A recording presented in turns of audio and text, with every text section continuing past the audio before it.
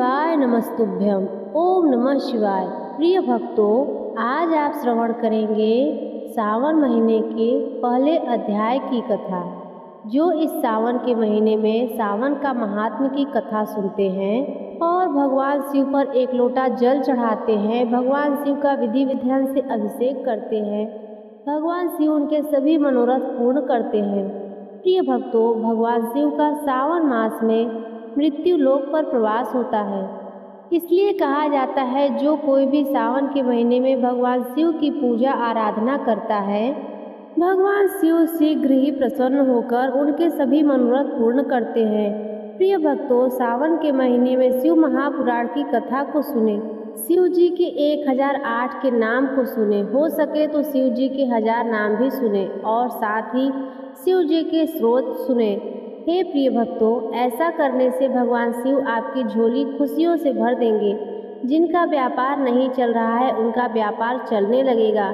जिन बच्चों की शादी नहीं हो पा रही है, उनकी उम्र हो गई है, उनकी शादी शीघ्र ही हो जाएगी। इसलिए प्रिय भक्तों, सावन के महीने में भगवान शिव की पूजा आराधना करना न भूलें। सावन के मास में सावन के महात्म्य को अवश्य सुनें। प्रिय भक्तों, बोलो शिव शंकर भोलेनाथ की जय, माँ पार्वती की जय। प्रिय भक्तों, सावन के मास में शिव शंकर भोलेनाथ को प्रतिदिन जल और बेलपत्र जरूर चढ़ाएं। यदि आप भी यह नहीं कर सकते तो सावन मास में सावन के महात्म्य और शिव पुराण की कथा और शिव स्रोत शिव जी की 108 नाम प्रतिदिन सुने। भगवान शंकर का आप पर शीघ्र ही प्रसन्न होंगे, आपकी हर इच्छा पूरी करेंगे। बोलो शिव शंकर भोलेनाथ की जय। प्रथम अध्याय। सौनक जी से पूछा, हे महामती, हे व्यास सूत जी, आपके मुख से हमने अनेक आख्यान सुनकर आनंद प्राप्त किया है, फिर भी हमारे कानों की प्यास अभी नहीं बुझी है, अधिक सुनने की इच्छा है।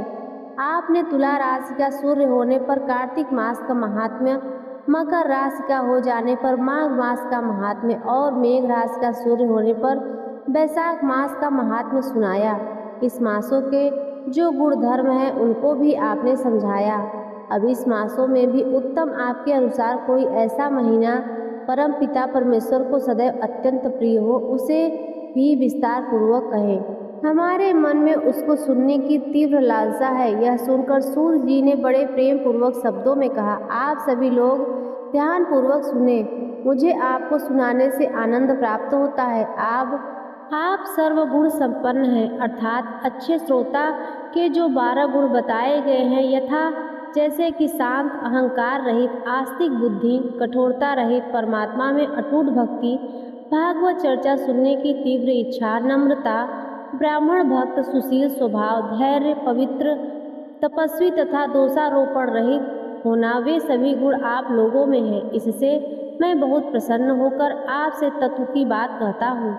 धर्म को जानने की इच्छा से बुद्धिमान कुमार ने परमेश्वर को दोनों हाथ जोड़कर नमस्कार भक्ति पूर्वक पूछा, हे देवों के देव महादेव चरण कमल, आपसे अनेक व्रत और धर्म को सुना है, किंतु इस समय हमारे हृदय में एक और ऐसे मास का महात्म्य श्रवण करने की अभिलाषा है जो 12 मासों में सर्वोत्तम, आपको अत्यंत प्रसन्न करने वाला तथा जो सब कर्मों को निषिद्ध बताता है, जो सब कर्मों के सिद्धि प्रदाता हो। हे देवों के देव महादेव, जिस मास में कर्मों के करने से ही अनंत फल की प्राप्ति होती है, संसार के कल्याण के लिए ऐसे मास के सभी धर्म का वर्णन समझाकर कहें। ईश्वर ने कुमार से कहा, हे ब्रह्मपुत्र सनात कुमार, आपकी सेवा तथा भक्ति से प्रसन्न होकर मैं आपसे अत्यंत गुप्त बात कहता हूँ। 12 महीनों में सावन मास मुझे बहुत प्रिय है। पूर्णिमा को श्रवण नक्षत्र का योग हो जाने से भी मास का नाम श्रवण कहा जाता है, जो श्रवण मात्र से ही सिद्धि देने वाला है, अर्थात सुनने मात्र से ही सिद्धि देने वाला है, इसलिए श्रवण का नाम कहा जाता है। आकाश के समान स्वच्छ हो जाने से नभ नाम कहा जाता है।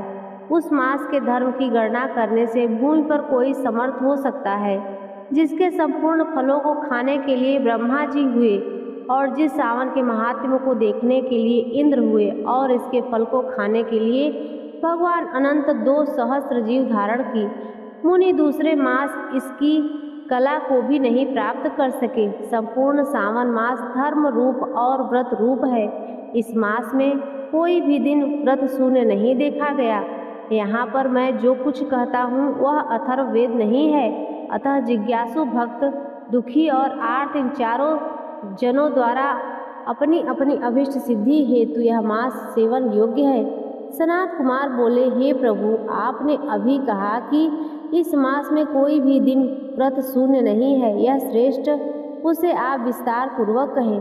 किस तिथि में कौन सा व्रत किस वार करना होता है, उस व्रत का अधिकारी कौन है, फल तथा विधि क्या क्या है, किसने इस व्रत को किया था, उद्यापन विधि क्या है, देवता पूज्य कौन है, पूजन सामग्री में क्या क्या वस्तुएं होती हैं, प्रधान पूजन किसका है, जागरण की विधि क्या है, इस व्रत का क्या समय है। हे प्रभु, वह सब आप जाने। कृपा करके आपको सावन मास कैसे प्रिय हुआ, इसे पवित्र किस कारण से कहा गया, इस मास में कौन अवतार उत्तम माना गया, इस मास में कौन सा अनुष्ठान करने से योग्य समझा गया। इस प्रभु के दयालु आप यह सब प्राणियों के उद्धार के लिए मुझे कहें। रविवार, सोमवार, मंगलवार, बुधवार, बृहस्पतिवार, शुक्रवार तथा शनिवार को जो व्रत आदि किए जाते हैं वह व्रत मुझे कहें। आप सबके आदि कारण हैं, अतः आदि देव भी कहे जाते हैं। अन्य देवता अपने छोटे होने के कारण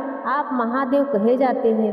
पीपल के वृक्ष में ब्रह्मा, विष्णु, शिव तीनों का निवास है, उसमें भी आपका सबसे ऊपर और ऊंचा कहा गया है। आप कल्याण रूप से शिव माने जाते हैं। आप पाप नाशक होने से हर माने गए हैं। आदि देव होने से आप श्वेत वर्ण हैं। शुक्ल वर्ण में विकार होने से अन्य वर्ण होते हैं।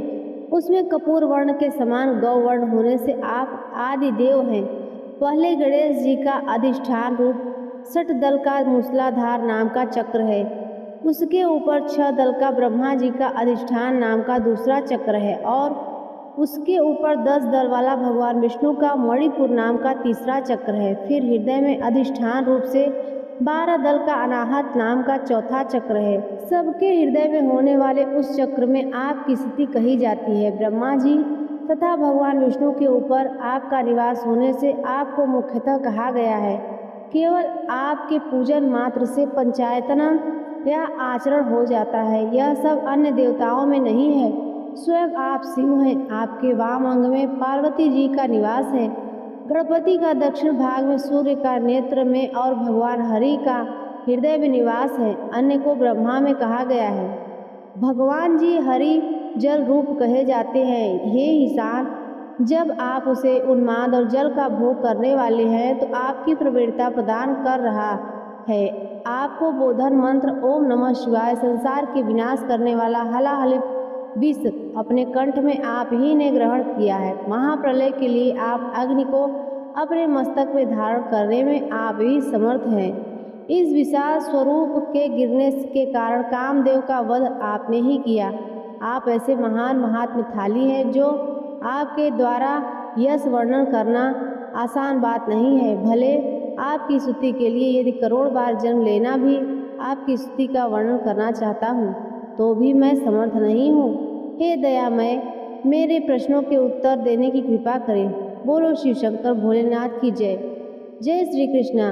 प्रिय भक्तों, यदि आपको हमारी वीडियो अच्छी लगी हो तो वीडियो को लाइक कर दीजिए, चैनल पर पहली बार आए तो सब्सक्राइब कर दीजिए और कमेंट में जय श्री हरि विष्णु अवश्य लिखें।